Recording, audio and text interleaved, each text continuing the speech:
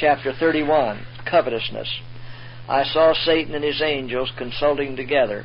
He bade his angels go and lay their snares, especially for those who were looking for Christ's second appearing and who were keeping all God's commandments. Satan told his angels that the churches were all asleep. He would increase his power and lying wonders, and he could hold them. But the sect of Sabbath keepers we hate. They are continually working against us and taking from us our subjects to keep that hated law of God. Go, make the possessors of land and money drunk with cares. If you can make them place their affections upon these things, we have them yet. They may profess what they please, only make them care more for money than the success of Christ's kingdom or the spread of the truths we hate. Present the world before them in the most attractive light, that they may love and idolize it. We must keep all the means in our ranks we can. The more means they have, the more will they injure our kingdom by getting our subjects. And as they appoint meetings in different places, then we are in danger. Be very vigilant then. Cause all the distractions you can. Destroy love for each other. Discourage and dishearten their ministers, for we hate them. Hold up every plausible excuse to those that have means, lest they hand it out. Control the muddy matters if you can, and drive their ministers to want and distress. This will weaken their courage and zeal. Battle every inch of ground. Make covetousness and love of earthly treasures the ruling traits of their character. As long as these traits rule, salvation and grace stand back. Crowd all you can around them to attract them, and they will be surely ours. Not only are we sure of them, but their hateful influence will not be exercised toward others to lead them to heaven. And those who shall attempt to give, put within them a grudging disposition, that it may be sparingly. I saw that Satan carried out his plans well, and as the servants of God appointed meetings, Satan and his angels understood their business and were on the ground to hinder the work of God, and he was constantly putting suggestions into the minds of God's people. Some he leads in one way and some in another, always taking advantage of evil traits in the brethren and sisters, exciting and stirring up their natural besetments. If they are disposed to be selfish and covetous, Satan is well pleased to take his stand by their side, and then with all his power he seeks to lead them to manifest their besetting sins.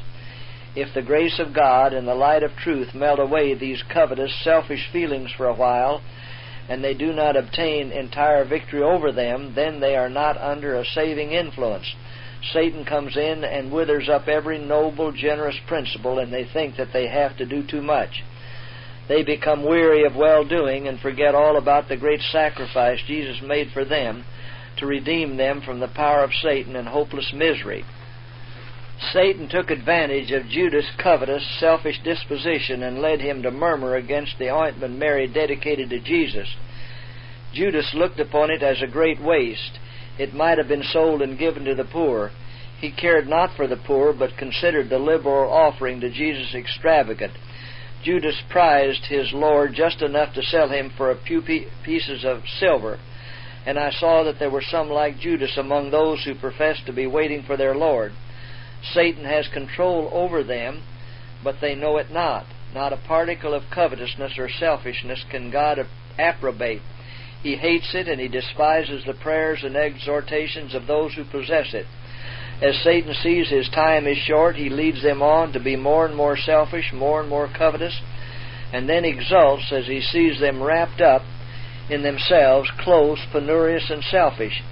If the eyes of such could be opened, they would see Satan in hellish triumph, exulting over them and laughing at the folly of those who accept his suggestions and enter his snares.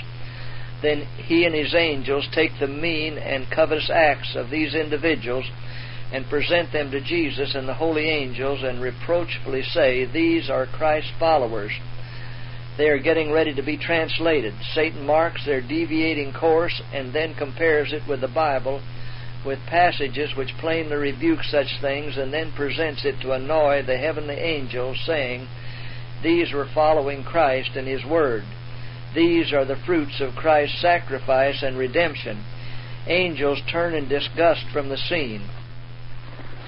Spiritual Gifts, Volume 1, Tape 4A, page 182.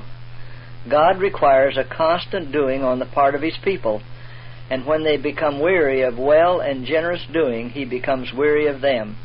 I saw that God was greatly displeased with the least manifestation of selfishness on the part of His professed people, for whom Jesus had not spared His own precious life. Every selfish, covetous individual will fall out by the way. Like Judas, who sold his Lord, they will sell good principles and a noble, generous disposition for a little averse gain. And all such will be sifted out from God's people. Those who want heaven must, with every energy they possess, be encouraging the principles of heaven.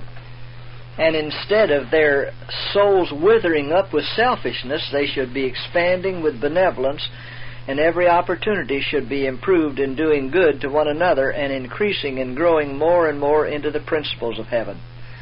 Jesus was held up to me as the perfect pattern. His life was without selfish interest and was marked with disinterested benevolence.